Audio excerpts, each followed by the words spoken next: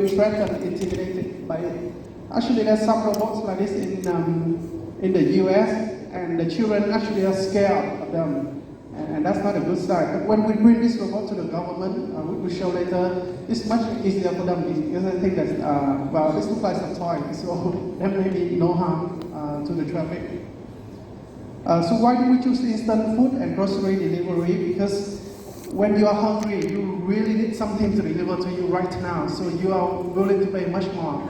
But for e-commerce delivery, you can wait a little bit of time, so you are not willing to pay as much. So there's higher profit margin there.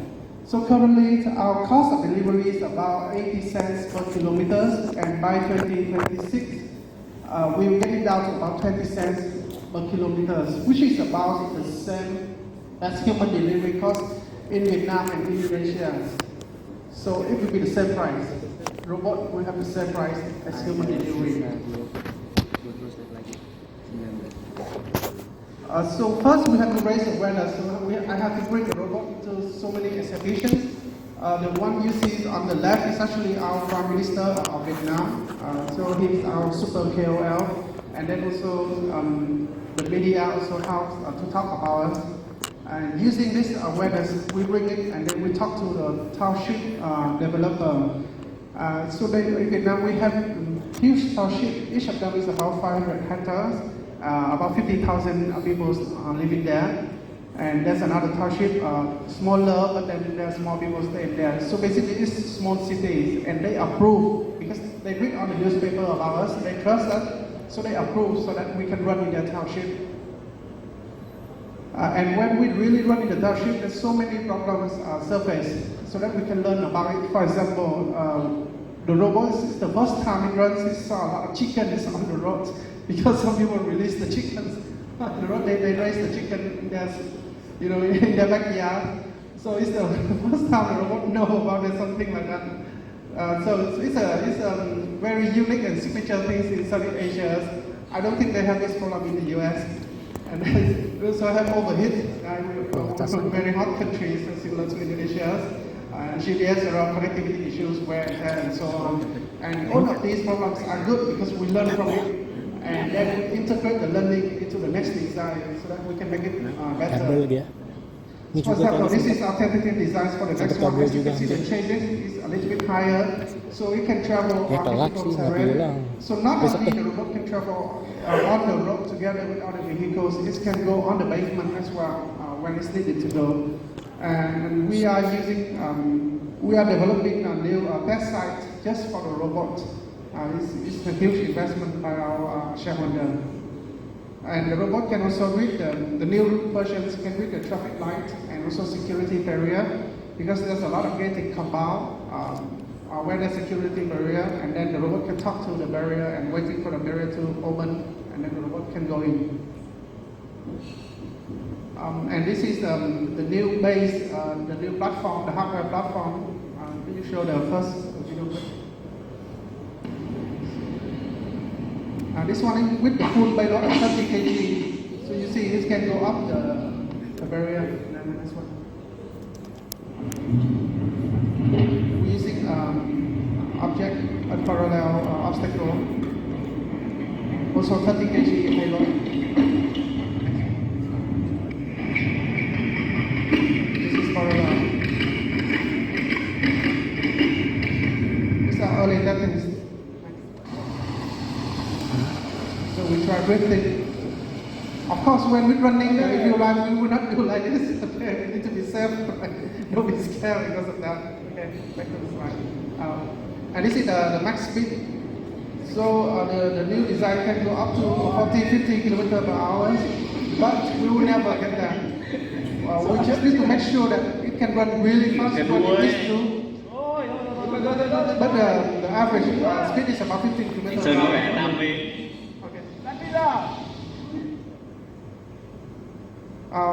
So what you see is, I talk a lot about hardware, but to be honest, eventually hardware is commodity, and the Chinese can manufacture hardware much cheaper than us, which is okay. What we need to own is the software and the AI. And this, we're talking about data collections because we are allowed to run pilot in the township. We can collect a lot of data, and we can use that data to convert to AI model. We use it to train the AI model, and we need to make sure that AI model is lightweight enough so that it can travel, so that it's cheap. Because if the AI model is too complicated, it's going to take a lot of processes for the AI chip to handle. So what we need to own is really the AI and the data. We also have help from our partners. Politic is our partner. They are shareholder, and we can use their supercomputer AI system. It was about 3 billion USD. They have manufacturing facility. So that's why as a deep tech startup, it's very cost efficient for us. We don't have to spend as much as other companies. In this business, in order to be successful, first of course you need to have a very strong R&D team so that you can develop a prototype. And then you bring the prototype so that you can test it in real life. But in order to be tested in real environment, you have to be approved by the government.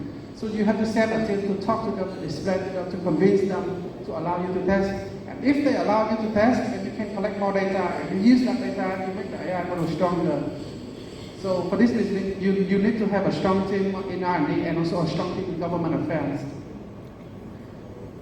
And because of our early success, there's a lot of partnership we're going to announce. We are not allowed to announce here because of NDA, but basically a top global F&B brand and top supermarket chain and 3PL provider and logistics provider in Vietnam. We are going to sign contract with them and deploy it in Vietnam very soon.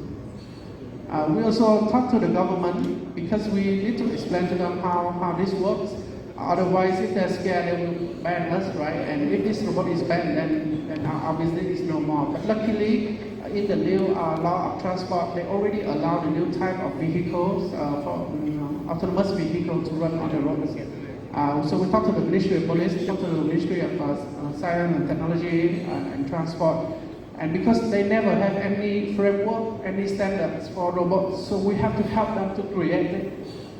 So we introduced them to other frameworks in the world, like Singapore, like US, and then we tell them that we think this is more suitable for Vietnam. It's up to them to decide, but we help them to do the homework, to do the research, so that eventually when the law is passed, then our robots are ready to run on the full scale. So this is the step I was talking about. So for the last 6 months, we run the pilot with 0 accidents. And then we will use that data. We say that, okay, now that we are set, we are allowed to run more in more of the township. And then we keep updating the government, even they never ask us to. And we eventually convince them to expand the radius. For example, a township is about 5 kilometer radius. We can convince them to expand to 6 kilometers, 7 kilometers, 10 kilometers. And eventually we can convince them to run the whole city and then the whole country. Other problems that we have to deal with is insurance, because everyone will ask, what if accident happens, who's going to pay for that, and so on. So this is how it was for all the AV industry. In the beginning, the manufacturers like us will have to pay for it, because not a lot of insurers, willing to provide.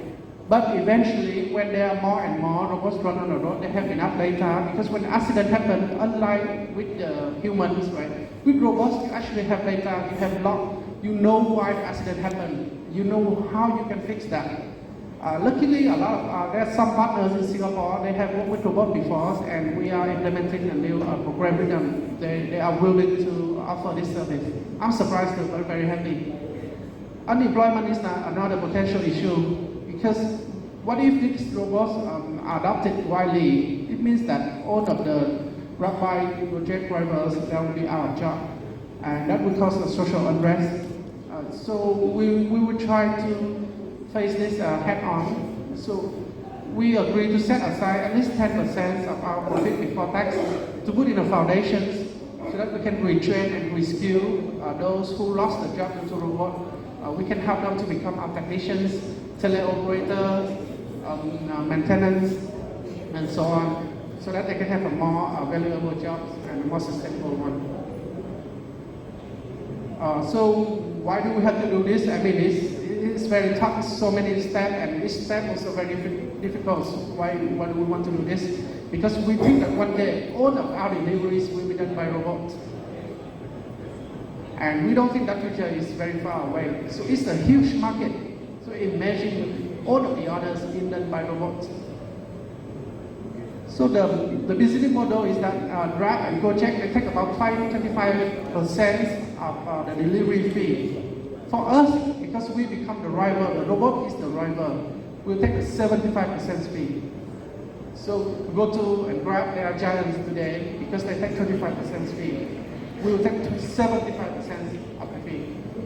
So we think that's why this is huge, and that's why we want to do this. Just so that someone's curious about the name, so we're really fan of Isaac Asimov, and he's very famous for the 3 laws of robots, which you can search on Google later if you are interested. If you're a fan, you already know. So basically, the robot has to protect human being. Robots help human being, and not become, giant. This is all the township that we are allowed to run in, and we will expect more and more in the future. So that's it. I think it's Q&A now. Thank you.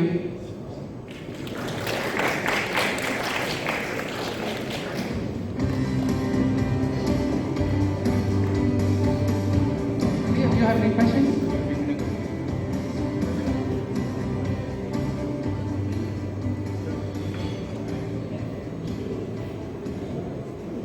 Yeah, hello. Question. How do you deal with security of your equipment? How you secure? You know that on the roads, we have a lot of thugs, thieves, and not to mention about some organization who want to fight back, something like that. You know what I mean? And if something happens to your equipment, I mean your robot, are there any laws that cover? So the robots is actually the company's properties, right? So if someone damages the company's or steal the company's properties, there's already laws to protect us. But yes, I'm sure that when you guys watch the videos, I think I also have questions about if someone just steal it, especially in these countries. In Vietnam, it happens a lot too. First, the robot is not, it's quite heavy. It's about 50 kg, so it's not easy to take it up. We also have security features, so it detects that it's being picked up, and it will sound the alarm. Something like ambulance and then firefighting, and then it can scream very loudly, help me, someone help me. It can send a GPS to our command center, and there's a response team. For example, in each township or each district, there's a response team, and if something alerts, then we will send our people go straight there and take care of that.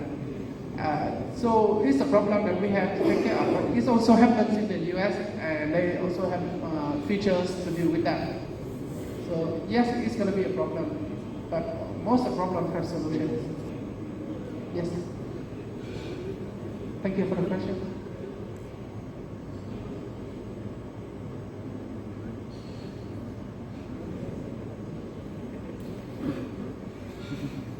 Hi, thank you.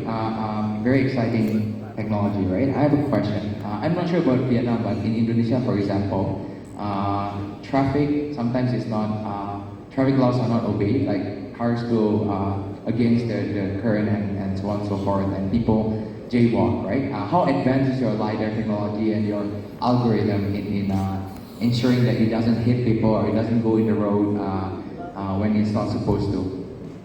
Sure, thank you. So, before I answer those questions, I have to share about the way we approach things, right? We don't need to do everything at once.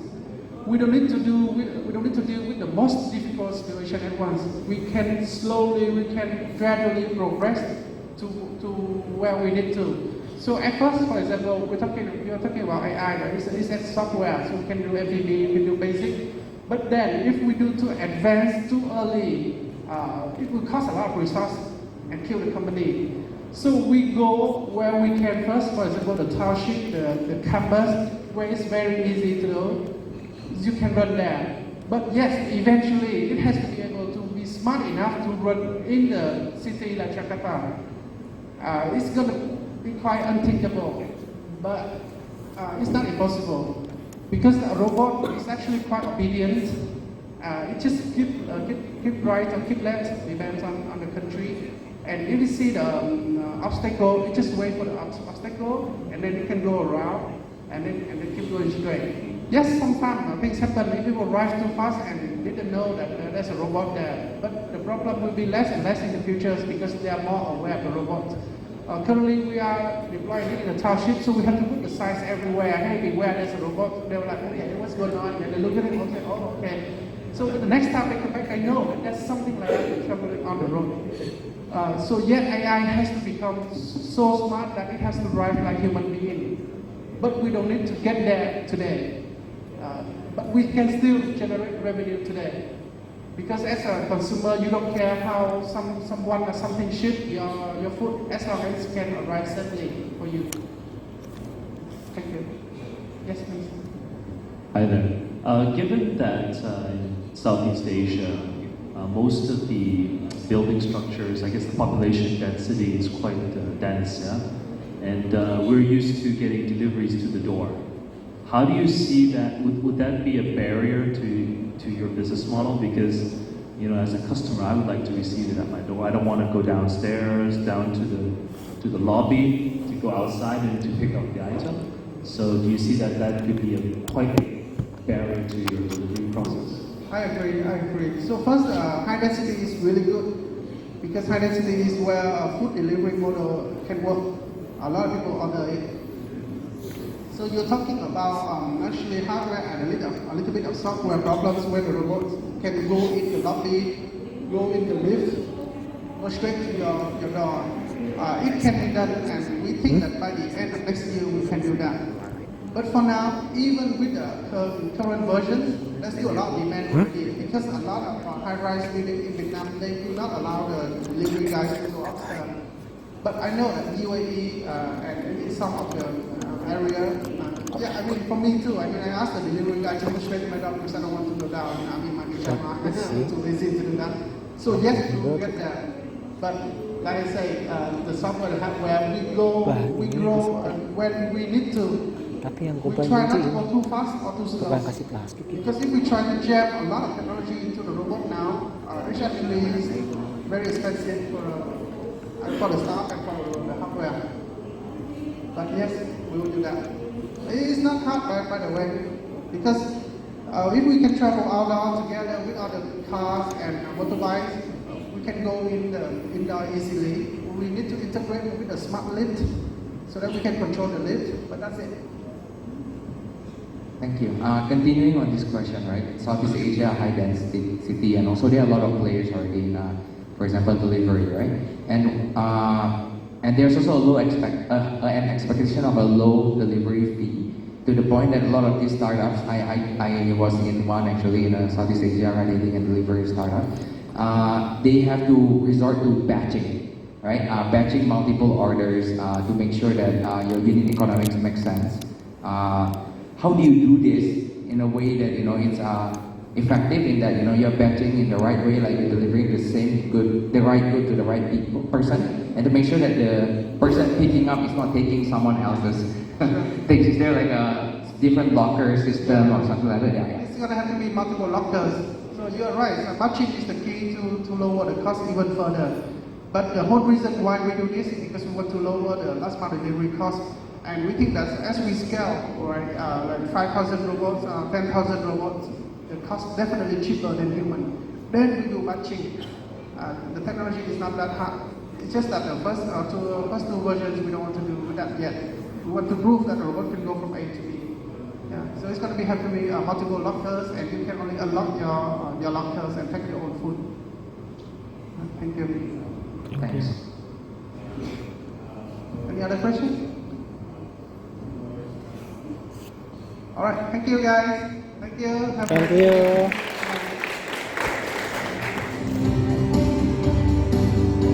And that was our last session in this day.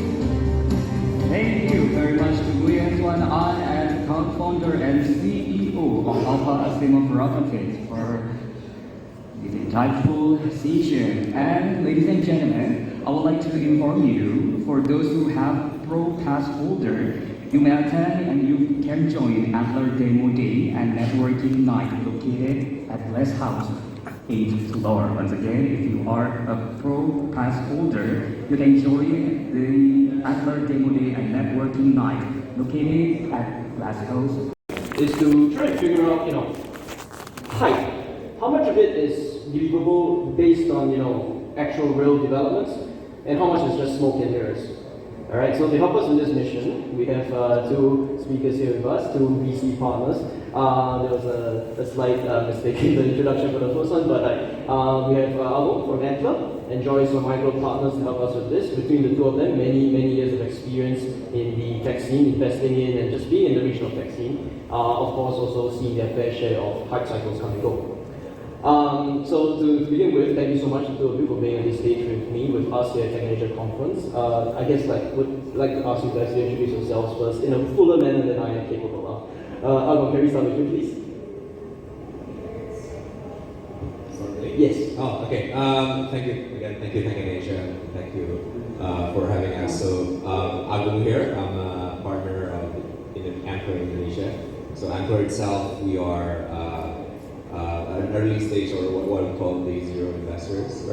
We invest in the the founders in their 0 days, meaning that when they first started, we invest, and we invest through our residency program, where we invite aspiring founders to meet with each other, build up a team, brainstorm with us. At the end of the 10 weeks, if it's something that we find interesting altogether, then we do an equity transactions.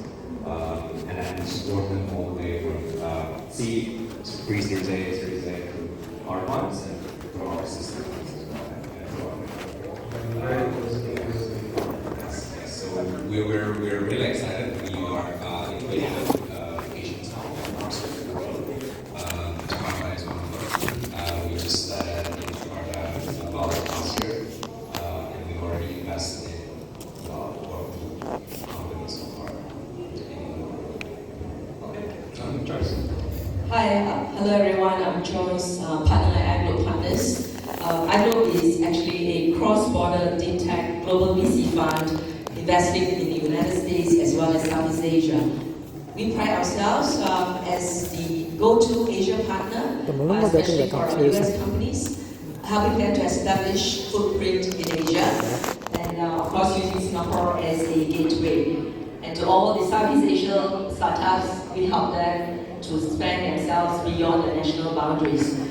Well, we looked at game-changing, handling leaders in sectors like the future of work, play and live, fintech, as well as health tech.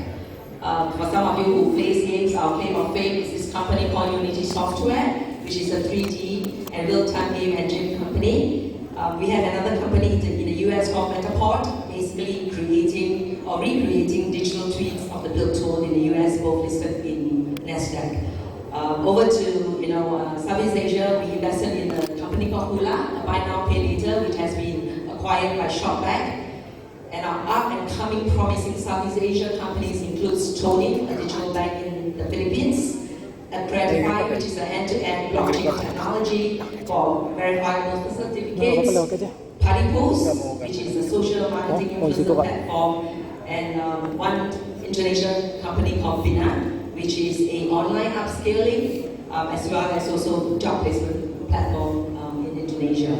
Our sixth spot is early to early growth. Our check size is about 1 to 8 billion in the lifetime of the company. Our tagline for our companies basically powering game changers. Thank you very much for having me here, and I'm super excited to be on the panel. All right, awesome. Thank you so much for your introductions. I guess just to start the whole discussion, set a bit of context, right? How would you guys define the term a tech hype cycle? And what's so interesting about it that you guys are here basically to discuss it. I'll start with you. Well, I think we call it tech hype, so I guess it started as a sort of like a joke, right? People, since everyone trying to do similar things, they become hype, they become trends, and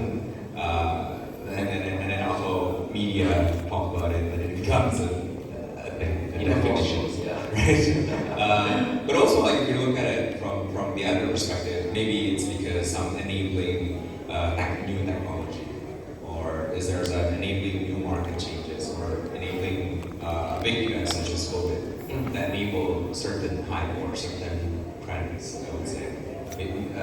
Maybe hype sounds a bit negative, but trends maybe sounds quite positive, right? So we see that as a you know an event, and as you mentioned, you put it as a cycle. So it happens, right? Sometimes it can go negatively, right? Maybe something like maybe some trends people tend to overshoot it, overpromise, overconfident about those. But sometimes the trends is true. Sometimes it's an actual needs in the market, and sometimes it's an actual innovations in the market. So I think it's both a neutral definitions of what currently happened. And as we all know, like innovation has been such a big industry now. It has been such a game-changing thing in humanity. As we all know, like innovation is getting faster and faster, right? Like the past 50 years, the past 10 years, we compare it with the rest of the stories of process, innovation. Then the cycle moves a bit stronger. And innovation is getting faster and faster. And maybe then more and more people want to be, aspire to be an innovator. And then maybe become a snowball and become a hype and trend. That's it.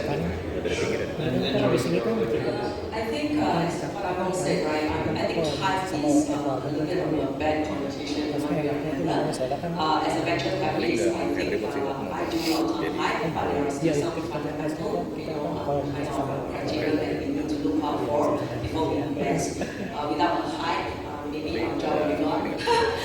So we're looking forward to the hype, but I think at the same time, we want to look forward to the 3 to 5 years and exactly what is coming up in the US. I think for a hype, if there are things that you can actually try to achieve to hit the pain points, that is really very important. And that's where we actually look out also for angels, for pre-seed investors, before you probably come to people like us who are a little bit of an early to early growth stage. So I think it's important. But as a from pre-seed perspective, I think what is important is for us to identify the noise, to take away the noise and focus on what is the purpose. As an important VC perspective, I think we have to be responsible for our investors' money as well. We cannot just deploy the money in a simpler way that we think that it's going to be cool because some social media talk about it and all this. But I think in general, as what is mentioned, there are some short-term kind of hype, there are some that is really sustainable, and I think in the panel we can talk about what are the things that I've seen, or personally I've seen that has actually been something that is started as a hype, but continues today is really common and changing the world, which we are all always trying to achieve.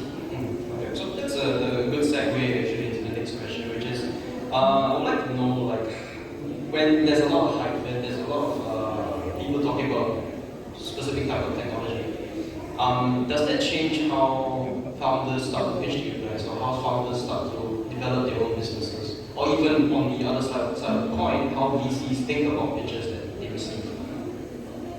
Yeah, I think to start off with, usually, most of every 3 to 5 years, or every start of a new year, you get analysts that comes up to tell you about, what are going to be the trends going forward and all this. And I think entrepreneurs will then start to skew, their pitches according to what seems to be the buzzword. Many months ago, I think in this audience we have been hearing about the crypto, the NFT, the digital assets. If you guys take a picture, draw something, you can put it on the platform and then you can become overnight, become a millionaire. I think this is really hype, in my opinion. But as VC, I think a lot of us have experienced before, and really to all the startups here listening in, I think this is really a funding winter. As a VC, we no longer will be, pull over our eyes and thinking that, it's going to be a FOMO situation. I think we've gone through the FOMO fear of missing out today. we are actually having a JOMO, meaning joy of missing out. So I think we, as startups, we really need to come to us and tell us exactly, what is it that we are trying to have a pain point.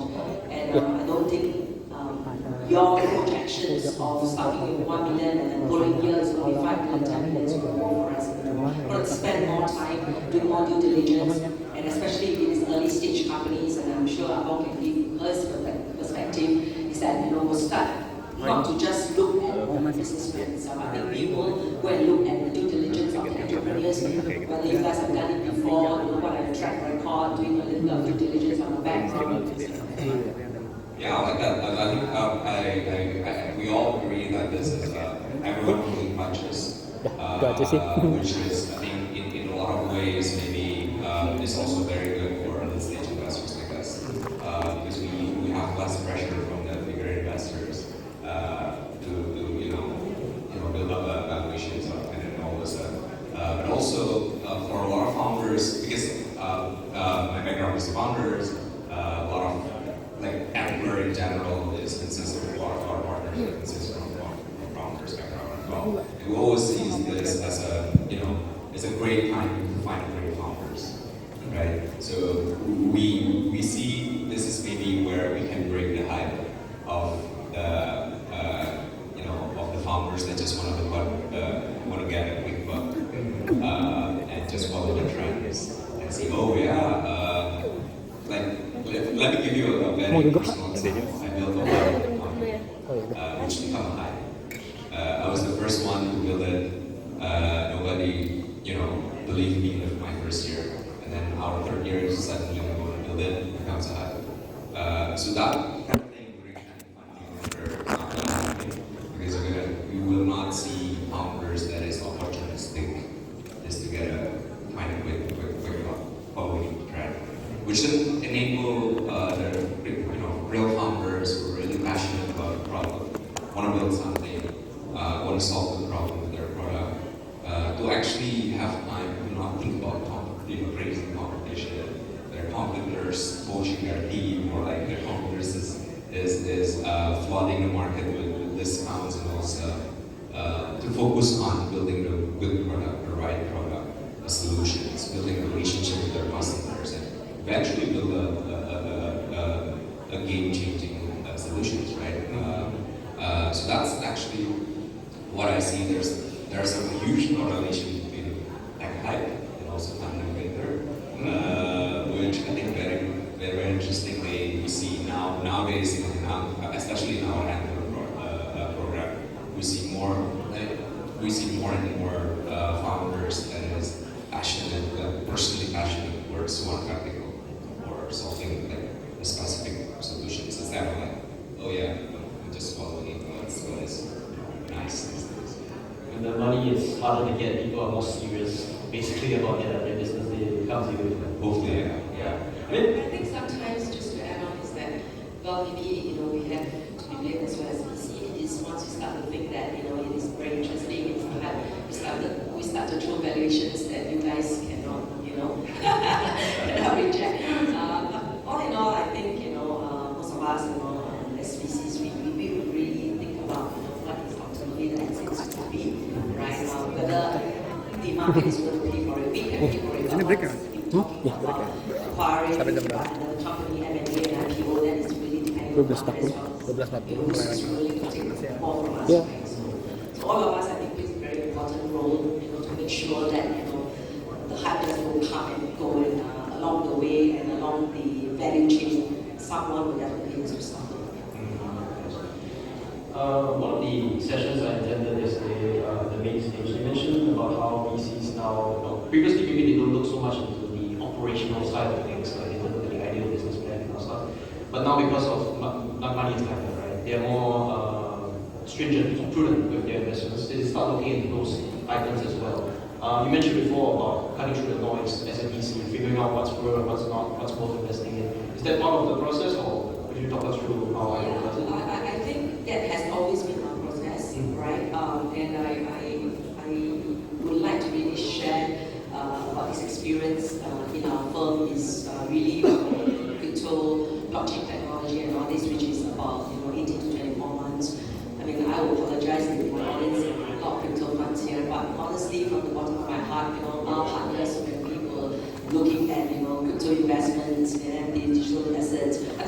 very, very interesting. So what we do is that as a firm, whenever there's something that's coming up, just like today is generative AI, our team will definitely do a lot of research on it, because you cannot be blinded and have a one straight mind and say, okay, I don't believe in it, and then let's just pass, right? I think we all need to have that sort of inquisitive mind to really understand what's happening in the market, to go and do the research. So as a team, we always go and do a research with the meetup companies, and then finally we start to cut the noise away and decide whether or not is it something that is going to be part of our curated portfolio, because that's important for us. Because when we go out and talk to our investors, there is this curated portfolio that we need to mention. And so, a case in point is that we looked at all the cryptos and we decided fundamentally, I think we will not go in because of the fact that I don't think we want to just flip investments and come out. Because in the many years of experience, we know that investments as well as also startups, they are not building a company for us to exit. So this is not short term, and that is really something that is important to us. So the good news, bad news is that good news, we did not invest in any of the crypto exchange, blah, blah, blah, and went past. Bad news is, of course, we also didn't make money within a short period of time. The better good news is that we decided that blockchain technology is something that I think is here to stay, and that's the reason why we invested in a Singapore incorporated company called Clarify, which is providing end-to-end solutions for that very valuable documents. I think it goes on, another example which I want to bring back years ago, which I've experienced. We invested in a company called Unity Software, which is a 3D game engine company. If all of you are old enough to know, in that year, in the 2009 time, gaming was very, very popular. Remember, animation, what have you.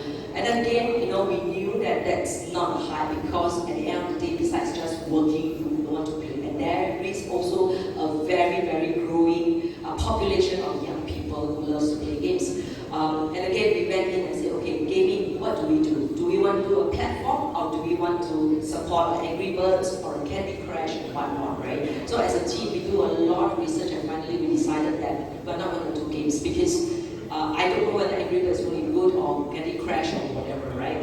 And you are betting just on that, and whether people like it or not. So we decided to bet on platform. So we are very platform. We bet on Unity, which is a 3D game engine platform. I don't care whether in this audience are about maybe 20 people right here, you can go and create the games on Unity.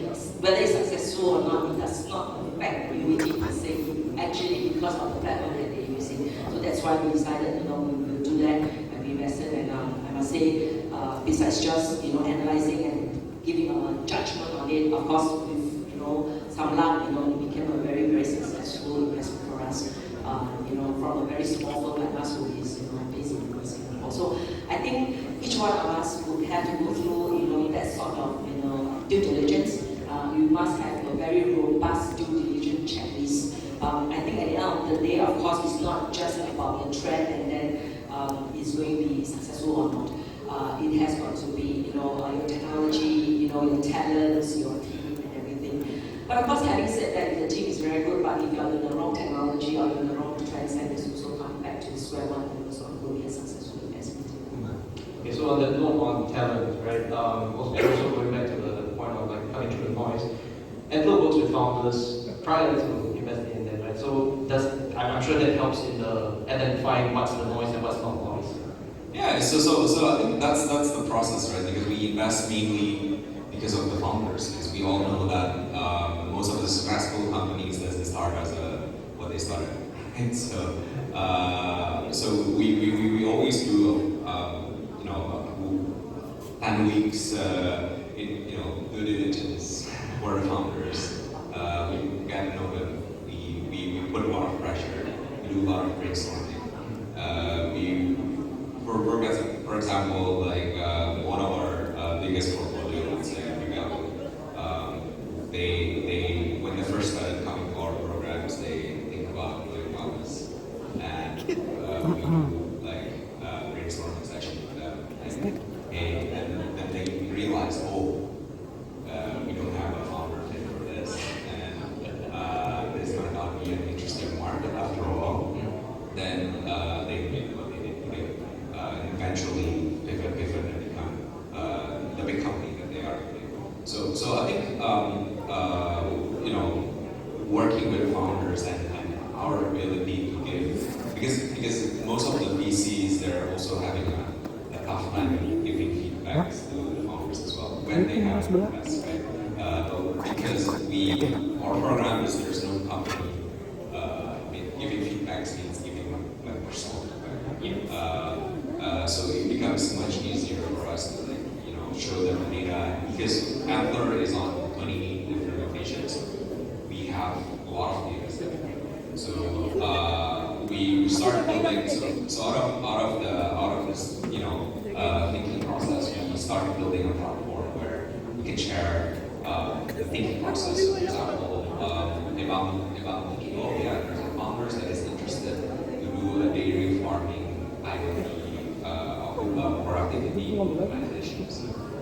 Is there another founders in Australia or India who's trying to do this and what's the problem?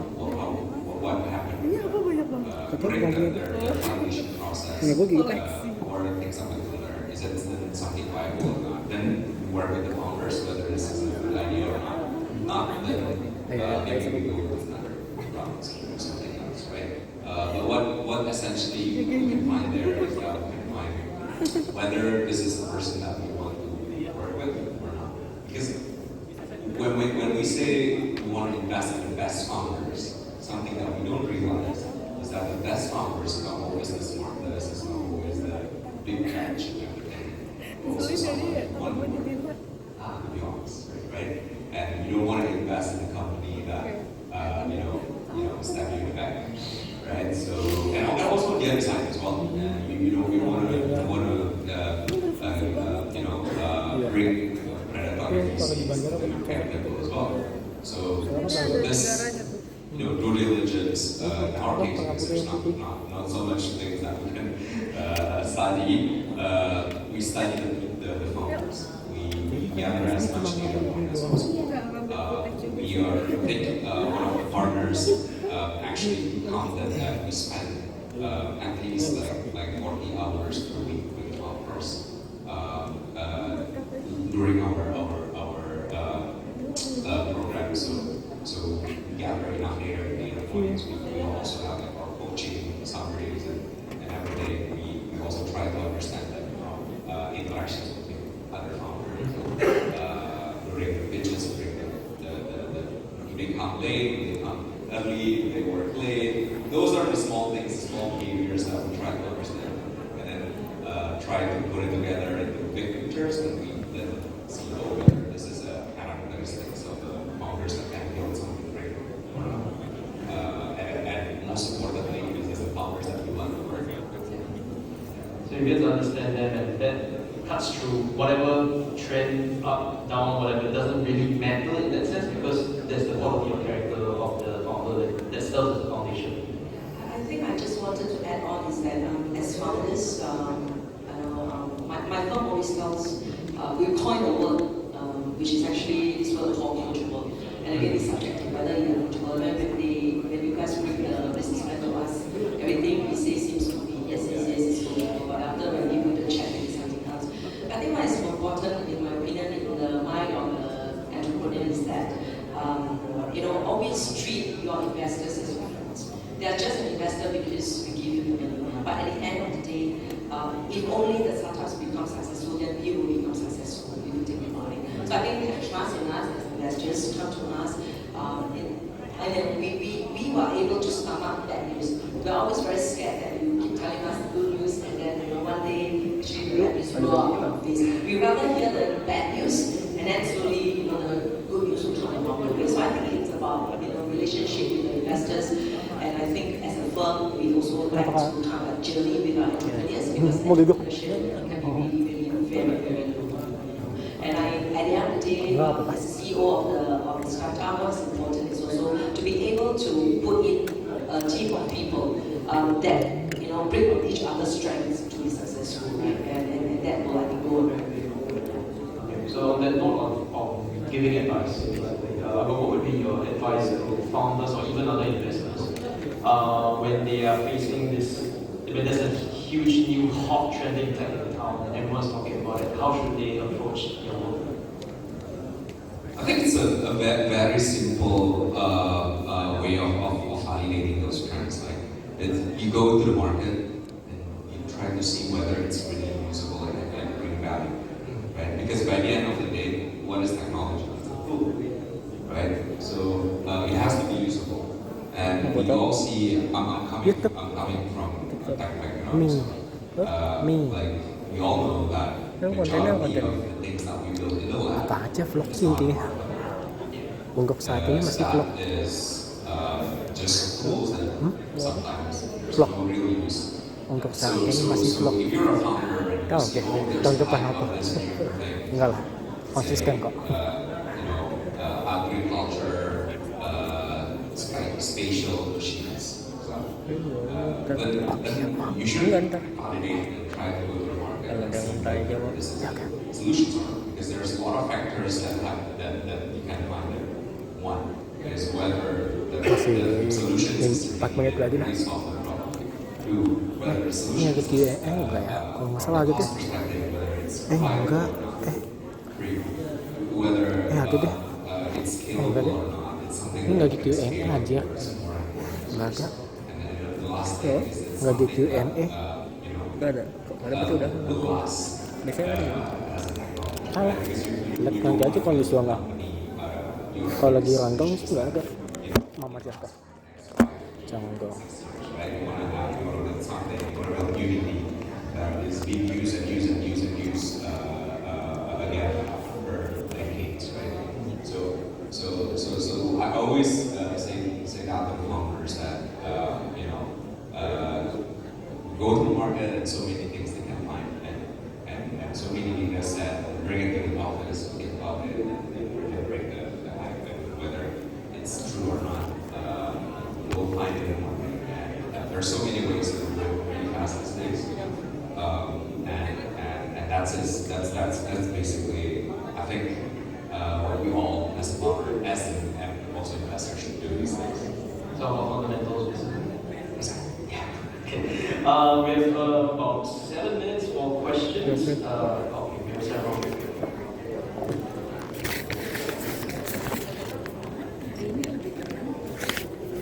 Halo. Aku ada tim yang buat Percaya di. cover pad. Dia kenal sama speakersnya. Yang akan jemput ya Pak Hanis. Yang mana dulu jam? Ini yang lancet. Oh, udah sama tadi sama aku. Udah ada Udah. speakersnya. Dua-duanya. Bukan speaker orang-orangnya si Percaya di. Gimana? Jadi kan tadi kan Percaya di kan punya staff mau setting kamera bla bla bla bla. Itu udah. Terus sama yang ini. Pak Joy aku belum ketemu. Oke. Nanti aku tanyain yang Jo. Cahyadinya udah ketemu kan? Apa Percaya di juga ketemu? Masih ya 12.40. Ini tuh udah punya break, tapi kan breaknya bisa dapat.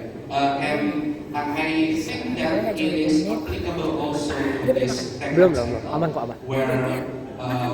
Aman Kak. Yang aja pas. Itu udah pada makan dan I create some kind of product that embedded to my product, something like that. Is there any pitfall to get those kind of concept? I mean, like, is there any benefit if we write those kind of tools? Just to clarify, so you are you're building a company, a business that is writing up a cutting technological way, so you can make is that the question? Yeah. Okay. So I think that happens a lot. I think but again, people have their own intention. Us at Antler, our intention was to invest in something sustainable.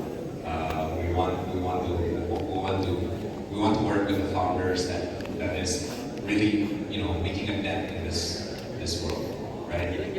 Not just making a quick buck out of a wave that's going to go on in the next 1 years. So I guess it depends on your intention.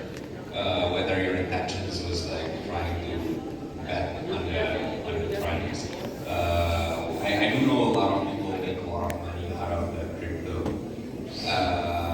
trends, and I know some people who lose more people who lose money as well. So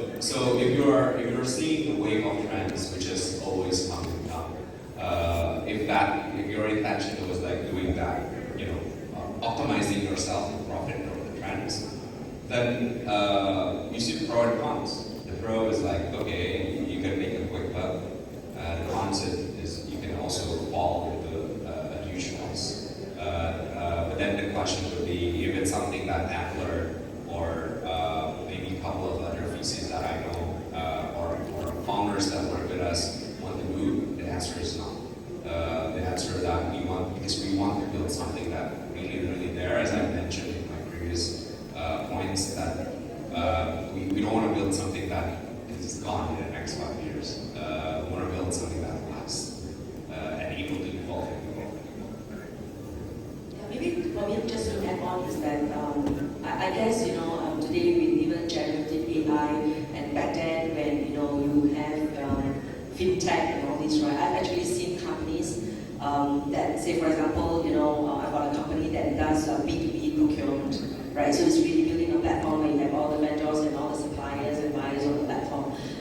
That is really a B2B procurement, right? But as fintech comes along, the company was able to embed it as embedded finance, where then you can have a cut on the transaction fees. So I think depending on again where you want to, I think there is always a possibility to co-mingle or to kind of like tag on certain technologies. Just like generative AI now, I've got a company that we do which is market research. Right? Basically, there are market research that does surveys and all this. Right? This company of ours in the UK actually uses a lot of content or user-generated, meaning to say that they'll give an example, okay, this coffee, okay, I don't know, vanilla coffee, and then they have people to post on Instagram whether they like it or not.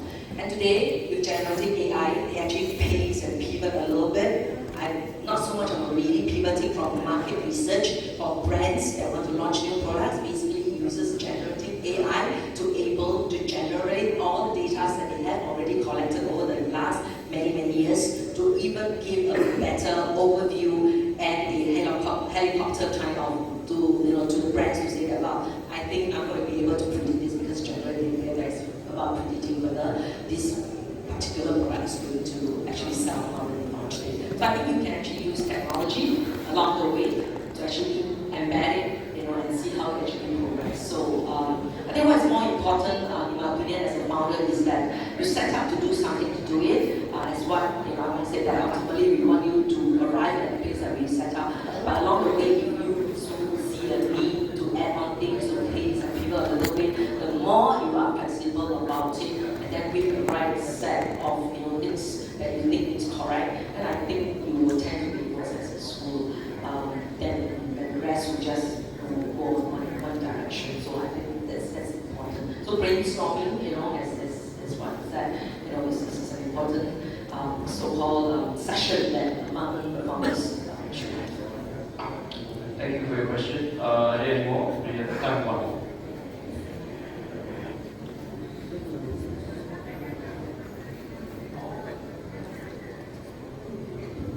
Hello there, I'm Michael from Zendit. I think my question is, we've seen a lot of trends in history of crypto, talk about quick commerce in Indonesia and across the world. You both have an interesting approach. I'm going to look more at founders and what kind of founders are able to withstand these trends. Joyce, you seem to look more at fundamentals. Like, is a company a platform? Will it outlast the trends? I think my question is, do you consider companies or even founders that are generalists, companies that are quick to adapt, as something that you would prioritize more in your portfolios, rather than companies who are very much stuck on and they're very well, they do very well, but they do very well at one thing only. So do you prioritize generalists over specialists, both in companies and in founders? Thank you. Yeah, I think for more all startups, right? I mean, obviously along the way, you will actually tend to know whether or not you're going to the right direction. In this particular situation today, I think we will have to really be very flexible about things. It's a funding winter. If you tell someone a story and it does not seem to be resonating with the investors, I think you really need to go back to the drawing board and think about it again. And a journey of 5 years, 10 years now journey in a startup, I believe, and I've seen really many companies continue to evolve.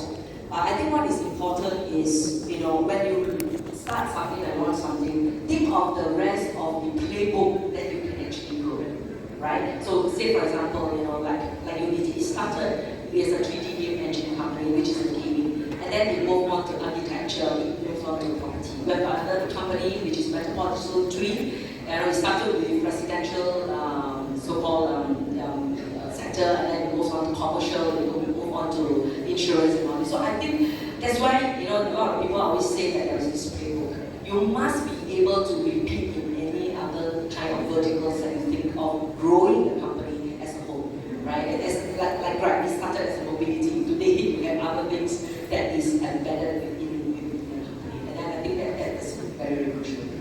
Yeah. I think we cannot. I mean, I personally, I mean, like notion is like whether it is a generalist or specialist, but in reality, human evolve, right? Like human person, like is changing around, along the timeline. So I see that as a big founder as well. And like a lot of founders, you know, maybe they started as someone who is, you know, very focused towards like say technology, and then it doesn't stop them to learn about business or learn about commercial. It doesn't stop them to. I always told a lot of founders like, oh yeah, I feel that I'm a business founder, so I don't want to try to understand about tech at all or the product at all. The only barrier is you. And I would say like, I think there's also a point where this kind of founders facing hype. When they face hype, they see it as something shallow, right? They see trends as, oh yeah, since everyone is doing Gen AI, they feel that, oh, I'm going to update my LinkedIn as /Gen AI, right? But they don't spend the time to read all the paper, the white paper, the research. They don't even, you know, spend the time to learn about it, try to build something with it, try to find like, is there a problem that can be solved? So I would always say that it's how passionate and how willing your founders want to go deeper rather than, you know, these two sides where you mentioned, right? So and ability to evolve is always important for a founder. Because in the founder journey, we always say that it's a journey because you build something from zero, you know nothing about the business building, business for sort of time. You're second founder, you know a bit about it, but you need to stay still growing up. You need to, you know, understand how to work with people, how to build organizations, learn something new, things that outside your previous capability, learning how to sell, learning how to speak with, you know, different kind of people. So I would say it's ability to learn and ability to like deeply understand new things. That's the key success, because we also see startups evolve with the trends as well, right? So some companies, you know, see new technology that everyone says is a trend, and then they see it like really deeply, and then they're able to acquire those technology and turn it into something amazing inside their company, and the company evolve, and that's happening because the founder evolved. So I would see it from that perspective, that you know which one better and which one is not better. All right, thank you for your question. We are pretty much out of time, but I have one last question. So you please answer in like 3 lines because we have no time. At the end of the day, hype, good or bad? Joyce? 3 lines. Neutral. Okay. Not towards good.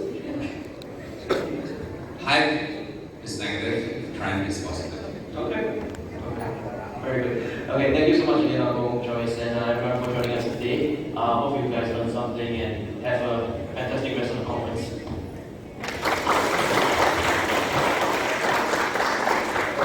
Oh, udah habis baru datang.